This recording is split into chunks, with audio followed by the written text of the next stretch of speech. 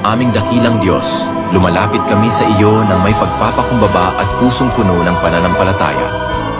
Itinataas namin sa iyo ang aming bansang Pilipinas at lahat ng mamamayan nito.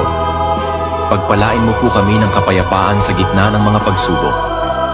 Bigyan mo ng karunungan at katapatan ang aming mga pinuno upang maglingkod ng may malasakit at katarungan. Ipagkaloob mo po sa amin ang pagkakaisa, pagmamahalan, at malasakit sa isa't isa upang mapanatili ang kapayapaan at kaunlaran. Panginoon, patatagin mo ang aming pananampalataya, lalo na sa panahon ng pagsubok.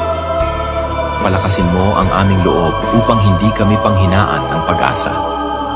Pagalingin mo po ang may sakit, aliwin ang nalulungkot, at bigyan ng pag-asa ang mga nawawalan ng direksyon sa buhay. Panginoon, basbasan mo ang aming bayan ng saganang biyaya.